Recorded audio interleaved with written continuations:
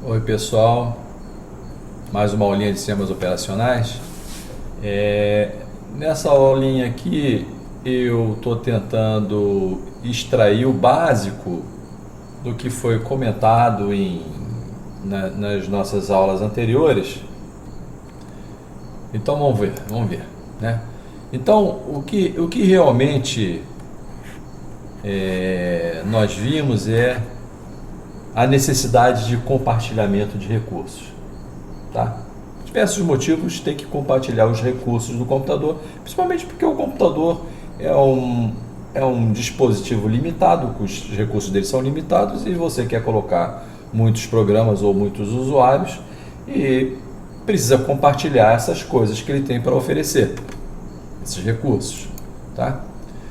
Então, pela história da computação, né, e dos sistemas operacionais, né, percebemos que o compartilhamento de recursos é um dos desafios centrais que moldaram o desenvolvimento e a evolução dos sistemas operacionais. Tá? Então, é o que a gente vai tentar ver isso aqui. Bom, os primeiros computadores, né, os primeiros que estão falando aí, na verdade, pega uma faixa, sei lá, dos anos 50 até os anos 80 ou anos 90, né? Não sei se até os anos 90. Bom, então os primeiros computadores eram aqueles computadores grandes, caros, né? Não tinham muitos em termos, né? É como hoje que cada carro tem pelo menos 30 sistemas baseados em computador, né? Sei lá, só que computadores pequenininhos, microcontroladores, né? Então, são sistemas, né? Então, um carro tem isso. No teu computador, você tem vários computadores dentro do teu computador. Tem o processadorzinho que tem no teclado, tem processadorzinho no disco, tem processadorzinho no vídeo, tem processadores em quase tudo. Então, a gente tem multiprocessadores hoje em tudo, né? Então nós temos milhões a bilhões de computadores aí no planeta. Na época não era assim, né? Então a gente pode dizer que eram poucos, sei lá, centenas ou milhares, né? Eram caros, computadores grandes, né? E tinham que ser compartilhados com várias pessoas ou vários trabalhos, né? Várias tarefas, vários programas, né? E o compartilhamento dos serviços que o computador oferecia, né? Dos recursos que o computador dispõe, tem que ser feito de uma maneira eficaz e justa com todos os processos, né? Processos ainda não falei o que é isso, mas entre todos os jobs que estão ali, entre todos os trabalhos que estão ali sendo executados, né? Então esse compartilhamento tem que ser eficaz para maximizar a utilização desses recursos, tá? Então você tem uma CPU caríssima, você não pode deixar ela ou deixá-la, né, ociosa, né? Tem que colocar um monte de programas lá para aproveitar ao máximo o tempo da CPU, né? Só que esses programas que estão lá não vão querer só usar a CPU, vão querer usar outros recursos. Então o sistema operacional tem que fazer o equilíbrio do uso de todas essas coisas, né? Para que o sistema funcione da melhor maneira possível, que deixe todos os usuários felizes. Tá? Aí nessa evolução, né, que eu acabei de falar que tem vários programas e vários usuários, né, então acaba ocorrendo essa coisa aqui, a concorrência, né? Concorrência o funcionamento concorrente, são vários programas sendo intercalados na CPU, né? Um cara usa um pouco a CPU, depois ele pede entrada e saída, enquanto isso o outro está pedindo a CPU. Então essa CPU é dada para esse outro job, né, enquanto um está nos periféricos, né? Então, concorrência é esse uso, né, que dá a impressão de que coisas estão ocorrendo simultaneamente, né? Na verdade, nem estão ocorrendo simultaneamente, estão ocorrendo de forma concorrente, enquanto um está num local, o outro está em outro. E eles estão executando, cada um no seu local, de forma simultânea, né? Mas não fazendo a mesma coisa simultaneamente. Não tem dois programas na CPU executando simultaneamente. Então, essa coisa de ter múltiplas tarefas no sistema, né, precisou ter um controle. Saber como você vai compartilhar todos os recursos da máquina com essas coisas que estão lá, com essas tarefas que estão lá querendo usar os recursos. Então, os sistemas operacionais precisavam gerenciar recursos compartilhados, como tempo de CPU, memória e dispositivo de entrada e saída, para permitir a multitarefa ou a multiprogramação. Ah, professor, multitarefa e multiprogramação é a mesma coisa? Não, são parecidos. A gente fala multiprogramação, não é mais assim o que a gente usa, mas a multiprogramação é quando você intercala o uso da CPU com o dispositivo de entrada e saída. Então, quando um programa pediu para executar a entrada e saída, a CPU está livre para um outro programa utilizar. Tá? Então, a multiprogramação é isso. Aí a multitarefa. A multitarefa é uma variação disso. Mas em vez de esperar que só tire o programa da CPU quando ele pedir entrada e saída, não ocorre. O que ocorre também ocorre isso. Tá? Se isso ocorrer antes do prazo que o programa tem para executar, né, então na multitarefa é o seguinte: você dá um prazo, dá um tempo, dá uma fatia de tempo, né? Tá? Em termos computacionais, a gente deu um time slice, né, que é uma fatia de tempo, a tradução. Então, cada programinha, cada processo, né, tem uma fatia de tempo dedicada a ele. Sei lá, 10 milissegundos. Então, um programinha vai rodar durante 10 milissegundos. Se ele não pedir entrada e saída nesses 10 milissegundos, não importa, ele vai sair da CPU, porque vai ocorrer uma interrupção do timer, o sistema operacional vai entrar na jogada, ele vai ver o que aconteceu. Ah, tem um cara já que gastou todo o time slice dele, tem que tirar ele, tira da CPU. Aí tira da CPU, aí o programinha de escolha, né, que é o que a gente chama de escalonador, vem o escalonador e vai escolher um novo processo, né, um novo programa, você ainda não sabe o que é processo, um novo programa que esteja pronto para executar. O que significa um novo programa pronto para executar? É um programinha que não está esperando nada, ele não quer fazer nada, ele não quer nada de entrada e saída, a única coisa que ele quer é CPU, então ele está pronto para executar a CPU. Então ele vai lá numa filazinha e olha, tem alguém pronto aí para executar? Ah, tem. Ah, então vem você que está aí na frente, que é o primeiro. Por exemplo, é uma maneira de escolher, o primeiro que está na fila. Pega o primeiro que está na fila e coloca na CPU para executar. Beleza? Por que eu falei isso, hein?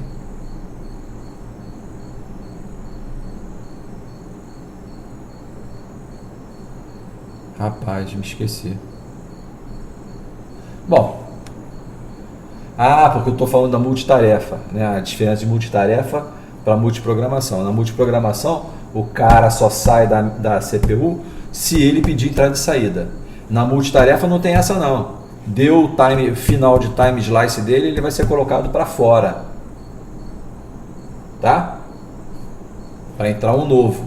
O escalonador vai, escolhe um novo e coloca ali. Um processo pronto para... Não precisa ser novo, não é um novo processo que entrou no sistema. Né? Não precisa ser esse, não. Pode até ser esse que ele vai escolher, mas é um que esteja pronto.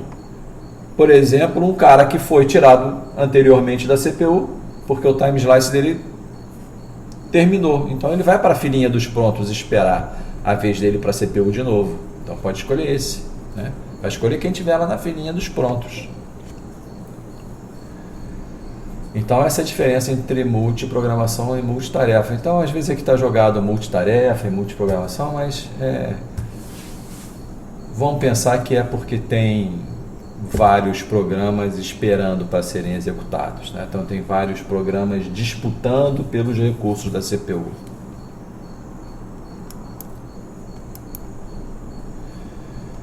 Então aqui quando ele fala dessa justiça e priorização é porque ele está falando sobre essas escolhas. Quem vai ser o próximo a usar o recurso, né? Então tem os algoritmos de escalonamento. E aí tem as políticas envolvidas com esses algoritmos, né? Vai escolher quem? Quem é o cara da fila dos prontos que eu vou escolher para colocar na CPU?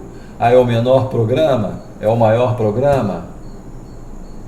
É o cara que já ficou muito tempo na fila e não foi atendido? Ou é o cara que foi atendido há pouco tempo, mas ele tem alta prioridade, ele vai ser atendido de novo na frente do resto, né? Então tem toda essa jogada aqui na escolha do algoritmo de escalonamento, né? Então é essa tal da justiça. Então as coisas têm que ser feitas de uma forma justa, porque não pode, um programa não pode ficar eternamente na fila dos prontos esperando para ser atendido e nunca ser atendido. Todo mundo vai passando à frente dele e ele não se atende. Isso não pode acontecer. Isso é um problema, é um problema típico que acontecia. Então os algoritmos foram evoluindo para evitar essas coisas. Então essa é uma parte do estudo dos sistemas operacionais, é estudar esses algoritmos de escalonamento aí, como é que eles foram evoluindo com o tempo e quais são os melhores algoritmos de escalonamento para cada tipo de sistema operacional. Um sistema operacional de lote, ele gosta mais desse escalonamento, não, esse de multiusuário gosta mais desse, né? Então tem essas coisas. Aí também você agora tem vários programas, né? Várias tarefas ali na memória e disputando pelos recursos, né? A gente tem que pensar em proteção, né? Para que um cara não invada a área do outro, né? Não é isso? Tá? Então os sistemas operacionais têm que fornecer mecanismos para isolar processos, né, que você não sabe ainda que é processo, e protegê-los, né, de interferências, garantir que cada processo pudesse acessar apenas os recursos alocados e impedir o acesso não autorizado. Vocês entendem esse lance de proteção, né? O pessoal da computação atual sabe bem o que é a necessidade de proteção. Bom, também isso aqui às vezes fica difícil de explicar porque vocês não sabem ainda como é que é o processo e como é que é essa coisa, mas pensa assim, o processo é como se fosse um programa dentro de uma bolhazinha onde é dado memória para ele, todos os recursos que ele quer, ele acha que ele é dono de um computador. Então é como se o processo fosse dono de uma máquina virtual, onde só ele existe. Ele não sabe que existe outro cara, que existe outro processo. Ele não sabe que ele está num computador com vários processos compartilhando os recursos. Ele não sabe nada disso. Ele foi isolado ali, né? Então ele acha que toda a memória do computador é dele, o processador é só dele e é isso daí, tá? Então, como esse cara vive numa bolha, né, por causa da segurança, né, foi criado principalmente por causa dessa de segurança, eles têm problemas para se comunicar. Então o sistema operacional também tem que fornecer meios para eles se comunicarem. Às vezes eles precisam se comunicar, porque às vezes você tem um conjunto de processos, né, que estão ali para executar várias tarefas que compõem um sistema, né? Então eles são processos que precisam colaborar entre si. Aí eles precisam trocar dados. Tem que fazer uma maneira de esses caras trocarem dados, né? Aí lembra de uma aulinha que eu coloquei lá um buffer e tinha problema do produtor e do consumidor, né? Então um buffer pode ser uma forma de comunicação entre processos. Então um processo tem que avisar para o sistema operacional: cria uma área de memória para eu me comunicar com esse outro processo. Aí esses dois processos eles vão conseguir acessar essa área de memória, né? No caso um bufferzinho, para ficar trocando informações. Então um cara vai colocar informações e outro vai pegar as informações. Então um cara não pode botar informações se aquele buffer já estiver cheio de informações, não couber mais informações. Nem o cara que está consumindo tentar consumir quando não tiver informação nenhuma. Então, além de ter o serviço de comunicação, que é o buffer, né? Então foi implementado um método de comunicação entre processos, que é esse nomezinho aqui, ó, IPC, Inter Process Communication, né? Comunicação interprocessos, né? Ou comunicação entre processos. Então foi criado esse meiozinho, que é um buffer, por exemplo, né? Onde ele vai passar as informações por ali. Mas esses caras têm que ser sincronizados, então também tem que ter métodos de sincronização para que um não produza quando não dá mais para produzir, porque não tem mais espaço para colocar a produção, tem que parar. Buffer cheio tem que parar de produzir, então está fazendo sincronizações.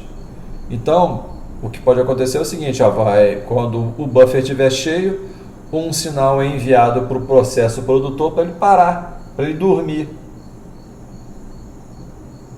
Ele fica dormindo lá, esperando para ser acordado. Quando que ele vai ser acordado? Quando o buffer tiver espaço, aí ele vai receber um sinal para ele acordar, para ele continuar produzindo. Beleza? E a mesma coisa é feita para o cara que consome. Ele não pode ficar consumindo se não tiver nada. Então, quando o buffer estiver vazio, vai ser enviado um sinal para esse processo consumidor para ele dormir. E só vai ser acordado quando tiver algo para consumir. Tá? Então, essa parte aí, ó, mecanismos IPC, né?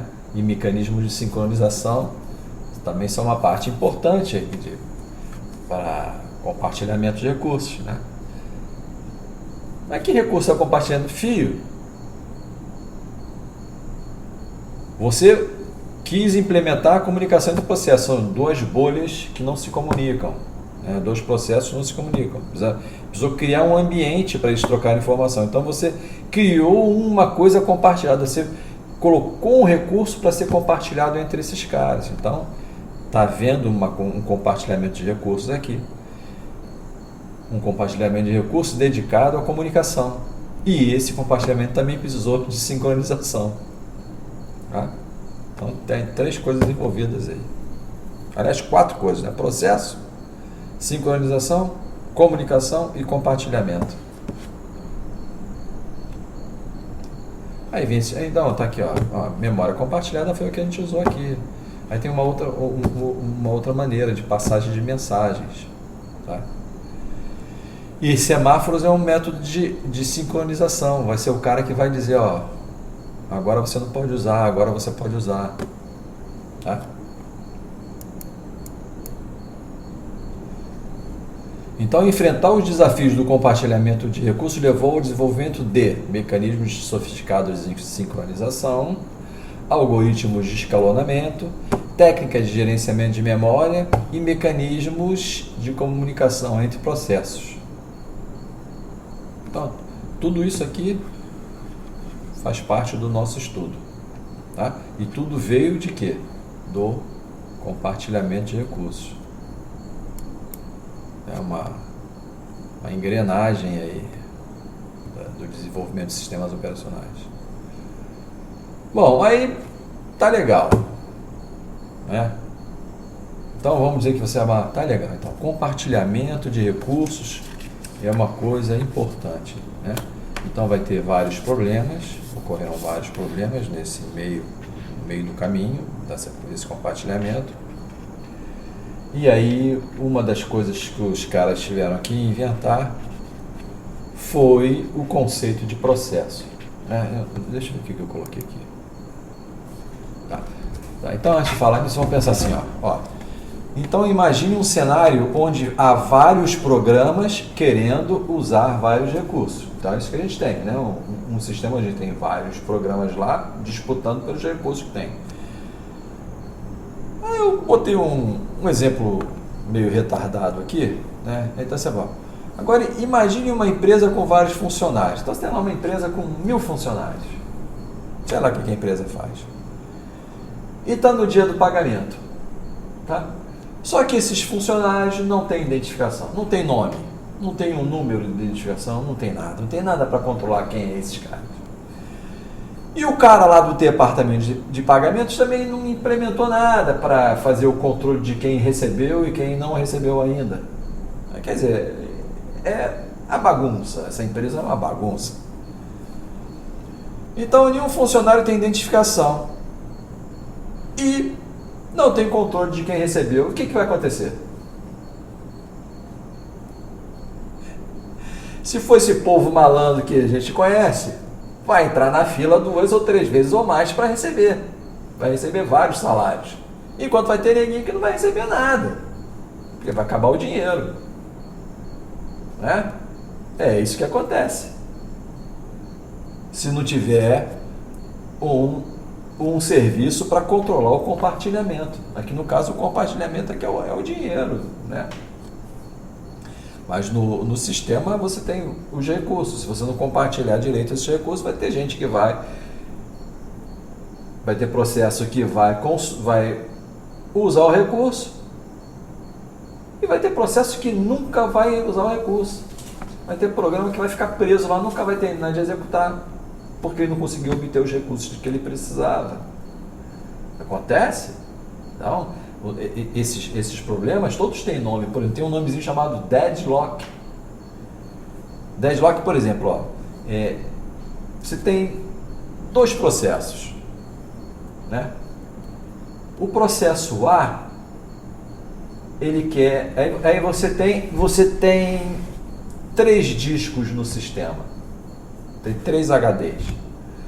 O processo A, ele precisa usar o disco 1 e o disco 3 para fazer o serviço dele. E o processo B precisa do disco 2 e do disco 3.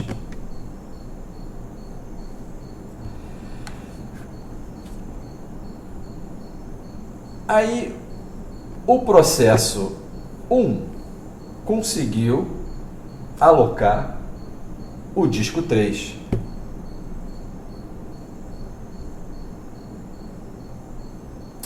Eu não vou dar esse exemplo agora não, porque eu já me perdi também aqui, já não sei quem pegou o disco tal. É o seguinte, né? O deadlock é parecido com cruzamentos numa esquina. Se não houver uma prioridade para quem tem que passar naquele cruzamento, o carro que vai passar, né? Então você tem dois carros aqui, um numa esquina e outro na outra.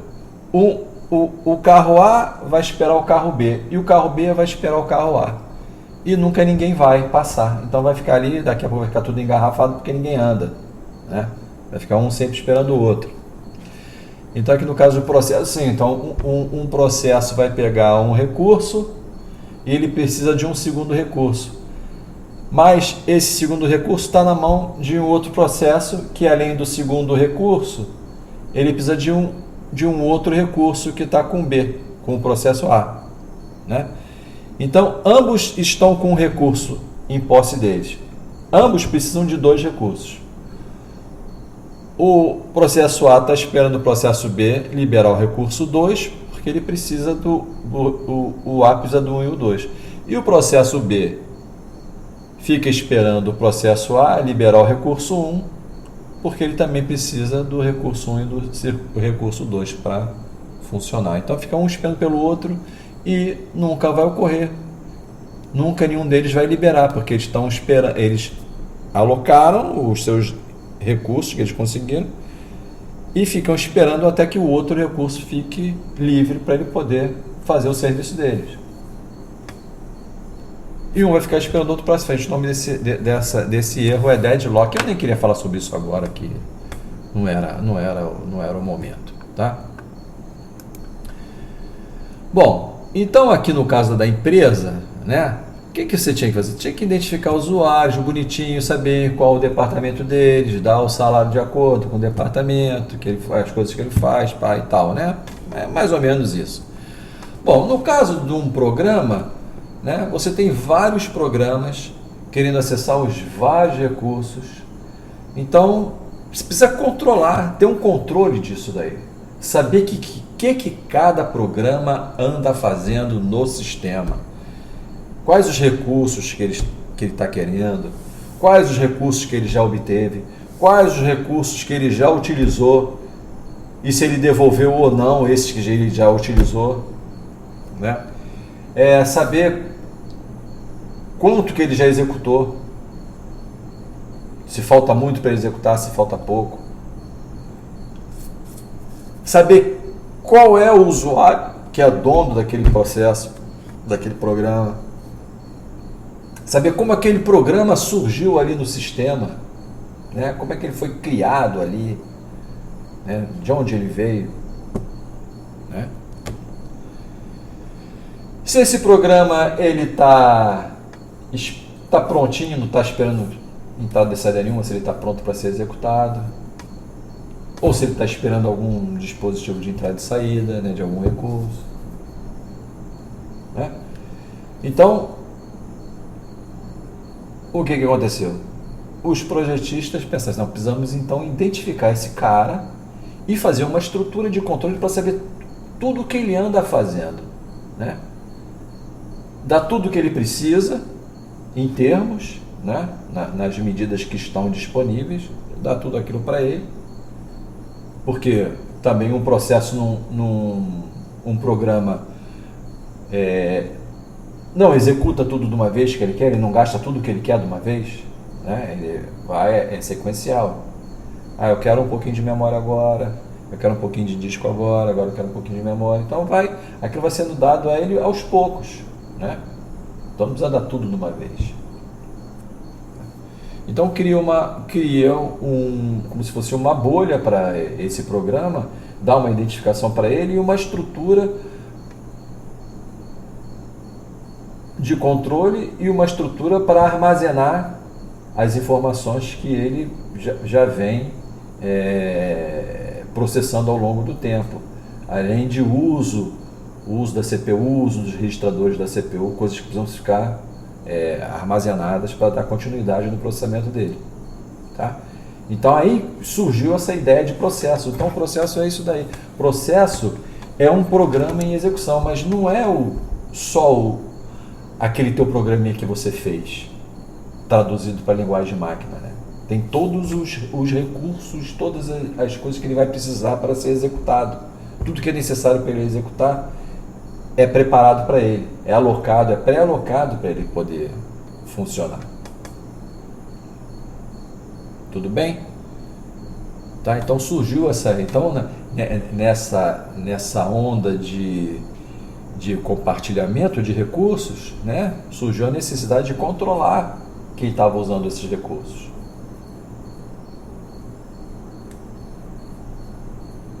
Beleza?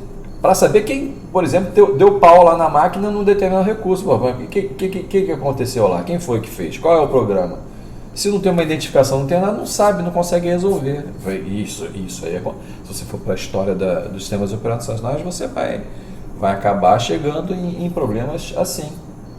Que eles não conseguiam fazer o debug daquilo lá porque não sabia qual era o programa que estava causando o problema. Aí tiveram que criar essas ideias de processo, né? Ou seja, era preciso criar uma estrutura de controle para o programa e nisso surgiu a ideia de processo. Então, processos, né, é um assunto grande, importante em sistemas operacionais que a gente vai estudar bastante. Tá? Então, a ideia simplificada de programa, de processo, por enquanto podemos pensar que processo,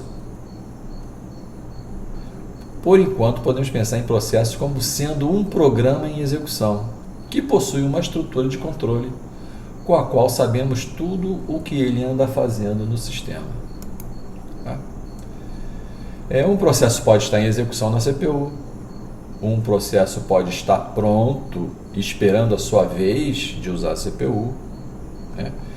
Ou um processo pode estar aguardando alguma coisa, algum dado de entrada ou algum processamento de saída, né?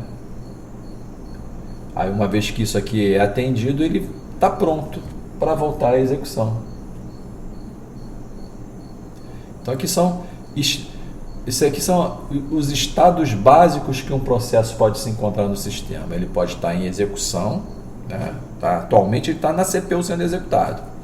Ou ele pode estar numa fila, uma fila de prontos, que são todos os processos que estão prontos, esperando a sua vez pela CPU, né?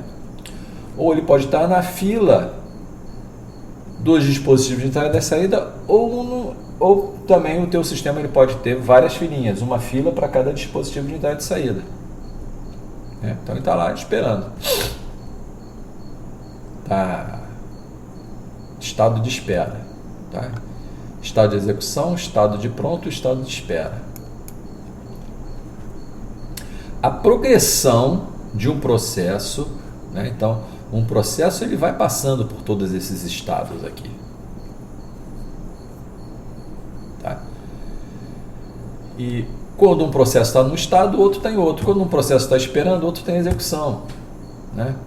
Então, nisso aí que você está vendo, é que está havendo um funcionamento intercalado da CPU, está intercalando o funcionamento dos processos, está havendo uma concorrência, né? O compartilhamento da CPU está mostrando um processamento concorrente, né? É parecido com... para a gente parece simultâneo, porque isso ocorre, né? Essas trocas ocorrem aqui, né? De 10 em 10 milissegundos em média, né? A gente não entende 10 milissegundos, né? A gente mal e porcamente entende 1 segundo. Então, a progressão de um processo ao longo desses 3 estados básicos depende da existência de um sistema de interrupções. Olha essa viagem aqui. Ó. Então, para isso ocorrer, né, essa concorrência, esse compartilhamento aqui da CPU, de entrada e saída, né, tudo isso depende da existência de um sistema de interrupções, que inclui interrupções de hardware, né, dos periféricos, inclui exceções, né? A exceção é quando o teu programa causou a interrupção, o teu próprio programa causou a interrupção por tentar fazer alguma coisa que não dá para fazer. Por exemplo, uma divisão por zero, ou uma coisa que você ainda não sabe é acessar uma página, né? Você não sei o que é página, é isso. Então, no sistema de memória virtual, o que acontece? O teu programa ele é dividido em pedaços, né? Então, os pedaços que estão sendo importantes agora estão na memória, e os outros pedaços que não estão importantes não vão ficar ocupando a memória, porque eles não são necessários nesse momento, então estão no disco. Mas em um determinado momento, né, então o teu programa está com uma página na memória, aquela página está sendo executada, então aquela página tem tantos bytes, né? Então vão lendo as instruções daquele programa, vai ler, aí vai chegar num ponto que o teu programa tinha um if. Se tal coisa ocorrer, faça isso, se não, faça aquilo. Aí era o se não, faça aquilo, e o se não, faça aquilo tinha esse aquilo, que é um conjunto de instruções para ser executado, não está nessa página, está numa página que está no disco. Aí o que vai acontecer? Quando ele faça aquilo, claro que não vai estar assim, né? Porque está em linguagem de máquina, né? Então não está assim, mas seria um go to endereço tal, vá para o endereço tal, salte para o endereço tal. E o endereço tal não está nessa página, está em outra página que está em disco. Aí vai gerar uma exceção. que se chama page, né, de página, fault, falha de página, ou falta de página. Esse é um procedimento muito longo, em que o processo não pode ficar impedindo a CPU, o processo não pode ficar dono da CPU enquanto está ocorrendo isso, né? Porque vai ter que ir no disco, acessar a posição certa do disco, carregar essa página para a memória, para então executar, né? Então isso é um processo longo. Então esse processo que ocorreu essa exceção, né, essa falta de página, ele vai ser tirado da CPU. Ele vai ser tirado da CPU e vai ser colocado na fila de espera do disco, esperando que o DMA, né, aí vai entrar o DMA também, né, o acesso direto à memória, que vai copiar essa página que está no disco e colocar na memória RAM. Aí quando isso terminar, vai ser gerada uma interrupção, né? Vai ser gerada uma interrupção que o sistema operacional vai detectar, né? Vai ser acordado e vai ver, essa é a interrupção do DMA, que está falando que o bloco, a página do tal processo está carregada na memória. Aí, já que o sistema operacional foi acordado, ele está ali no ambiente, né? Ele tá dono da parada, né? Ele está sendo executado, ele está dono da CPU, aí ele vai aproveitar para fazer outras tarefas. Bom, já que me acordaram, eu vi isso, então vou fazer o seguinte, então foi isso que aconteceu, né? Então os dados estão lá na memória, então foi aquele processinho que estava esperando, então o que ele faz? Ele pega aquele processo que estava esperando, que estava na fila de espera do disco, e coloca ele na fila dos prontos. Tá? E aí rapidamente ele volta à execução do processo que estava interrompido ali, né? Ih, professor, que bagunça que você fez. Tá. Então vamos lá. Então tinha o processo X. O processo X estava executando e lá na execução dele teve um goto para o endereço tal, né? Que estava em outra página no disco. O processo X foi colocado em espera do disco, esperando que houvesse a transferência dos dados da página do disco para a memória. Ele ficou lá esperando. Enquanto ele está lá esperando, né? Então aconteceu o seguinte, aconteceu essa exceção, a page fault, né? Então a gente está aqui na exceção, né? Ocorreu essa falta de página, né?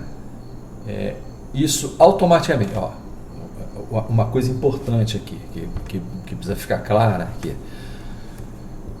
O sistema operacional ele está sempre dormindo, ele não está rodando em paralelo com ninguém, ele está lá dormindo, né? Ele só é acordado com isso aqui, Sistema de interrupções, ele é utilizado para acordar o sistema operacional. É dessa maneira que o sistema operacional entra na jogada. Então, toda vez que o sistema operacional vai entrar na jogada, seja por uma interrupção de hardware, por exceção ou chamada ao sistema, né? É um momento oportuno para ele fazer algumas atualizações ali, alguns trabalhinhos rápidos que ele precisa fazer. Por exemplo, então ocorreu essa falta de página. Então deu uma falta de página, a falta de página é um trabalho longo. Então é o seguinte, escolhe um processo na fila dos prontos e coloca para executar. E pegou o processo Y e colocou ele já lá para ser o dono da CPU. Mas antes de começar a executar o processo Y, ele foi ver se tinha mais alguma coisa, né? Aí ele não viu nada, colocou o processo Y agora está executando. Tá.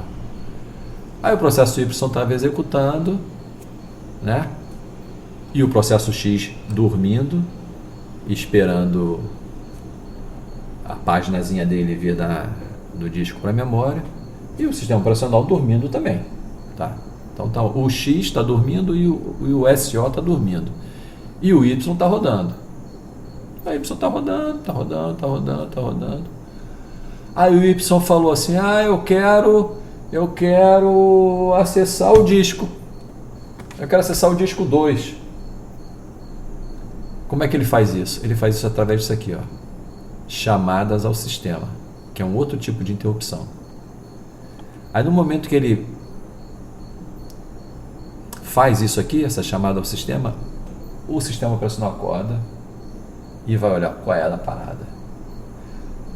O cara quer gravar no disco. O cara quer gravar no disco, né? Quer ler o disco.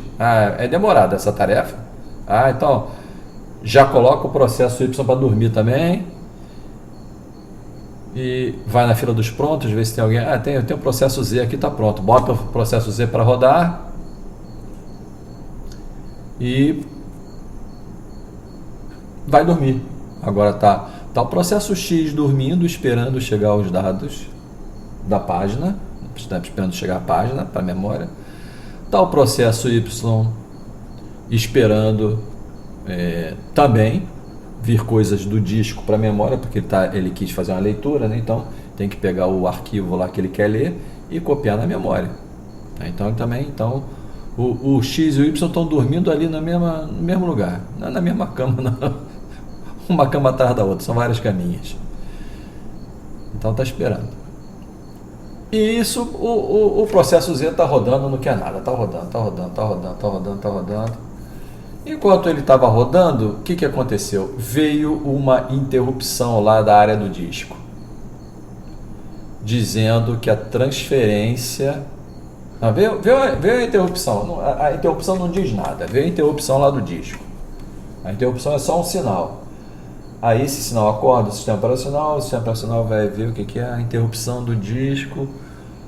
Aí ele vai olhar lá, é referente à carga da página que o processo X pediu.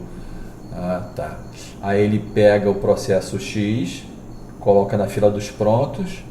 Aí ele também dá uma olhadinha para ver se tem mais alguma coisa, não tem mais nada, né? E o processo Z volta a rodar, continua rodando, né? Não tem nenhuma troca ali, né? O processo Z continua rodando. Aí o sistema operacional vai dormir, o processo X está lá sentadinho na fila dos prontos esperando a vez dele, e o processo Y ainda está dormindo esperando os dados, os negócios dele. Bom, aí o processo Z estava rodando e o processo Z gastou o time slice dele. Aí o que aconteceu? Ocorreu, passou 10 milissegundos, ocorreu a interrupção do time. Aí veio uma interrupção. Aí o sistema operacional acordou. O sistema operacional acordou e falou, o que é? Interrupção do timer. Opa! Processo Z já rodou tudo que você tinha que rodar, sai fora. Aí ele vai na fila dos pontos, aí ele vai olhar mais alguma coisa, né? Sempre tem um monte de coisa para ele fazer. Mas aí também olha lá na fila dos pontos, opa, tem o processo X está pronto, está na fila dos prontos já com a paginazinha dele para rodar o processo X, e agora o processo X dá continuidade, né? Porque tudo que ele precisa já está na memória, é só rodar. Então está rodando lá o processo X.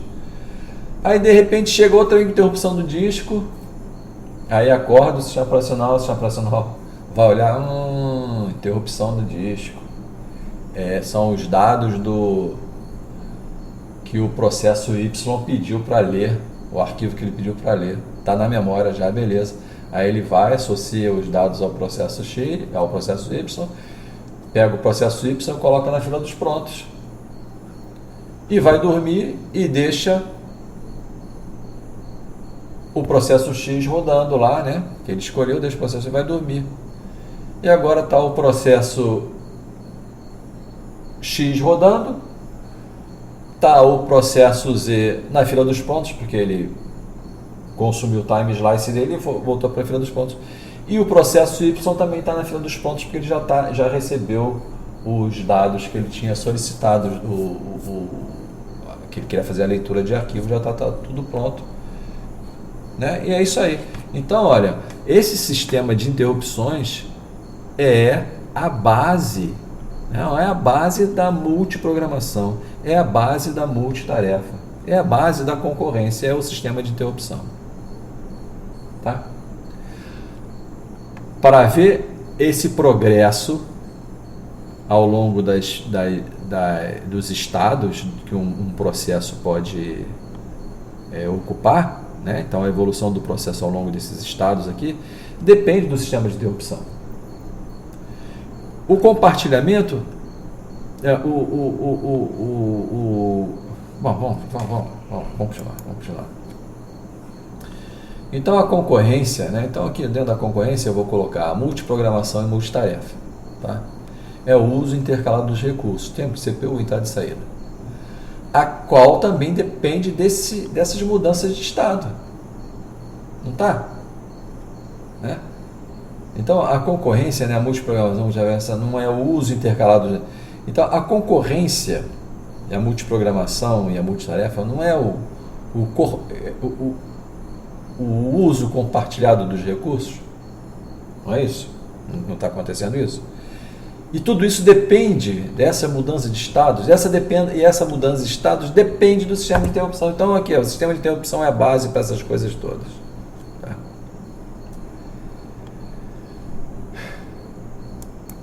É importante. Então, resumindo, um computador tem vários recursos limitados, ou um computador tem recursos limitados, é preciso compartilhá-los, porque tem vários caras querendo usar essas coisas limitadas, né? Para implementar o compartilhamento, vários mecanismos precisaram ser criados, né?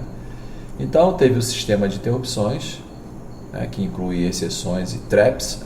Traps, você não fala trap, professor. Trap é outro nome para chamadas ao sistema. Tá?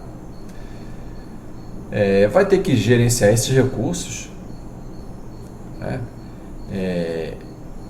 Teve que ter a criação desse conceito de processos, né? Porque você precisa controlar o processo, né? É uma maneira de controlar o uso dos recursos, é controlar o processo, né? E tudo que está em torno de processos, todas as coisas que estão em volta de processos, né? Isso tudo que a gente está falando aqui forma o miolo dos assuntos de sistemas operacionais. É a parte central do que a gente vai estudar em sistemas operacionais.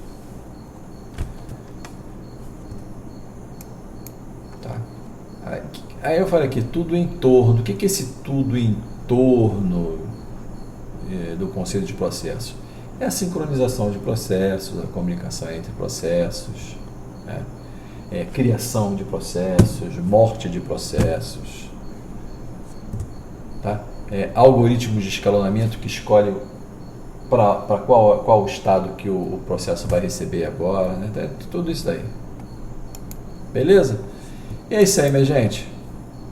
Até a próxima, obrigado por ter assistido e bom dia para vocês aí. Até mais.